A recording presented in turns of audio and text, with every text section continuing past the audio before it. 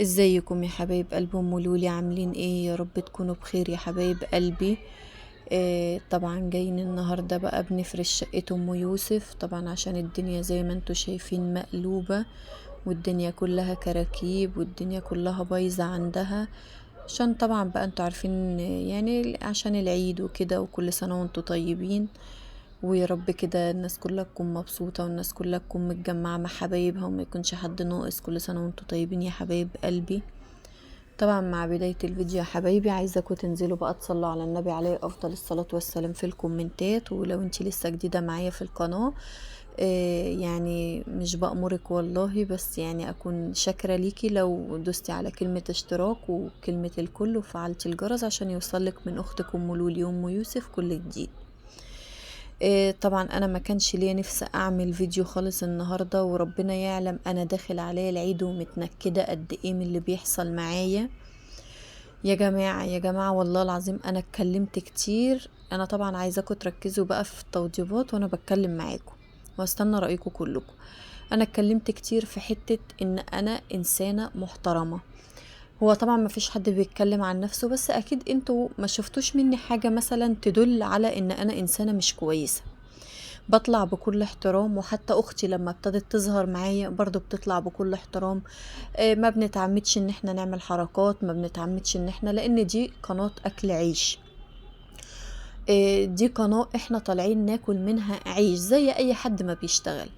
يا جماعة كتير قلت ان انا حاطة الرقم للدعم مش معنى الدعم ان انا انسانة مش كويسة فعايزة الناس تخش مثلا تتكلم معايا باسلوب مش حلو عشان يدعموني. لا، في ناس كتيرة قوي فاتحة قنوات، وفي ناس كتيرة قوي ناس محترمة بتخش تدعمها، سواء حريم اللي بتبقى داعمة ليها، او رجالة بتبقى داعمة ليها. مش شرط عشان راجل فيبقى في حاجة مش كويسة، لا بالعكس، في ناس كتيرة قوي محترمة، في ناس كتيرة حابة ان هي تعمل خير مع اللي قدامها. لان اكيد كل واحد فينا فتح قناة او دخل السوشيال ميديا او الكلام ده كله، هو في احتياج للقرش اللي هيجيله من القناة دي، او سواء في اي منصة على السوشيال ميديا. سواء البني ادم طالما دخلها يبقى هو اكيد محتاج القرش اللي هيجيله منها.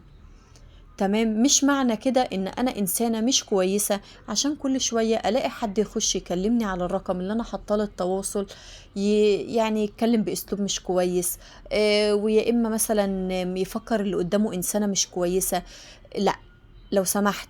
واكيد كل اللي بيبعتوا على الرقم وكل اللي هيبعتوا على الرقم، يعني الناس اللي مش كويسة، بعد اذنكم انتوا اكيد ليكوا نظرة في الانسانة اللي قدامكم، سواء هي طالعة متعمدة تعمل حركات او هي طالعة تاكل عيش.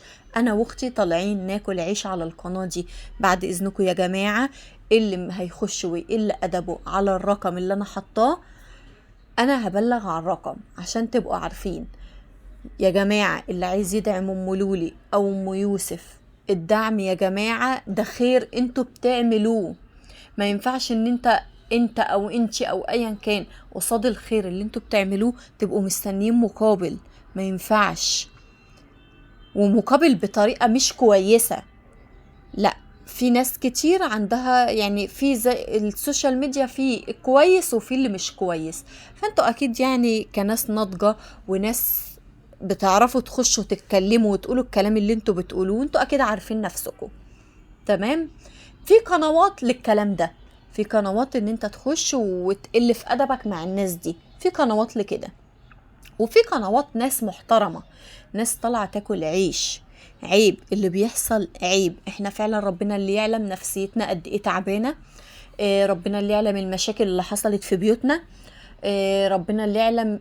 يعني احنا فاتحين القناة عشان ناكل منها عيش، مش عيب. ده شغل من البيت. هو انا دلوقتي لو نزلت اشتغلت في مطعم ولا في كوافير ولا في محل ملابس ولا في اي حتة يبقى انا انسانة مش كويسة؟ ليه؟ ما انا بنزل والناس بتشوفني.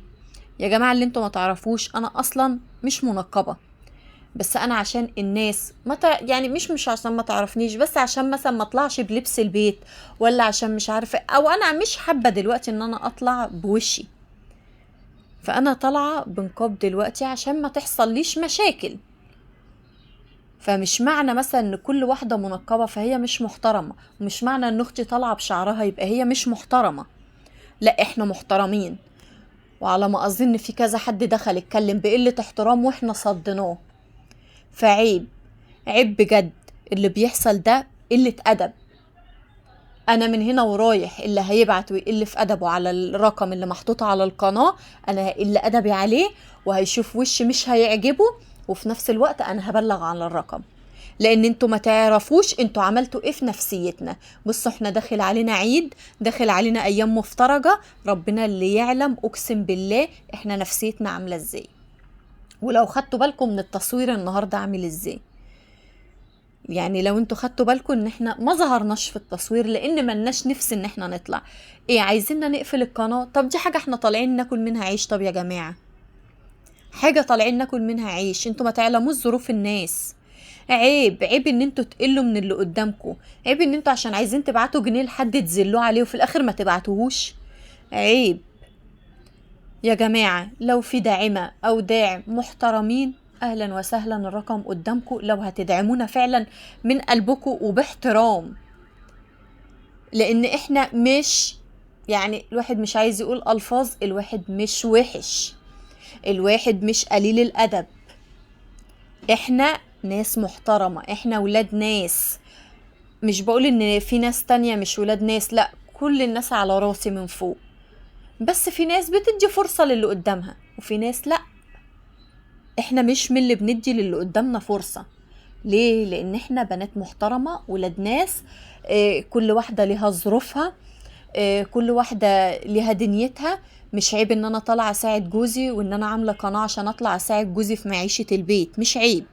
في ستات كتيرة قوي بتشتغل، بس يمكن انا مثلا مش بعرف ان انا انزل اشتغل في محل ملابس، ولا لا، ليه؟ لظروف معينة، عندي ولادة، عندي دنيتي براعيها، عندي بيتي. فما يبقاش ده جزاتها، ما يبقاش ده جزاتها. انا واختي بنطلع بكل احترام، بنطلع نعمل روتين للناس المحترمة زي اي حد ما فتح قناة بياكل منها عيش. فبلاش تضايقونا في اكل عيشنا يا جماعة، بلاش بجد. انا اتكلمت في الموضوع ده كتير. بلاش تضايقونا في اكل عيشنا، احنا طالعين ناكل عيش. ليه كده؟ ليه في ايام مفترجة ودخلة عيد منكدين علينا بسبب اسلوبكم؟ ليه؟ هو احنا عشان عايزين ندعم نتذل؟ مش حلوة. ولا عشان عايزين ندعم تخشوا تتمهزقوا بينا؟ ولا تخشوا يا اما عايزين توسخوا عشان تدوا مقابل، يا اما ما وسختوش مفيش الدعم. مش عايزين الدعم ده. لو في انسانة او انسان محترم عايزين يدعمونا، فوق دماغنا اقسم بالله. واتمنى طبعا روتين النهارده يكون عجبكم. ده الفيديو بتاع النهارده يا حبايب قلبي، وهستنى رايكم كلكم. وده طبعا كانت الشقه في الاخر، انا وريتكم كل حاجه قبل التوضيب وبعد التوضيب. اتمنى ان الفيديو بتاع النهارده يكون عجبكم، هستنى رايكم يا حبايب قلبي، وباي باي.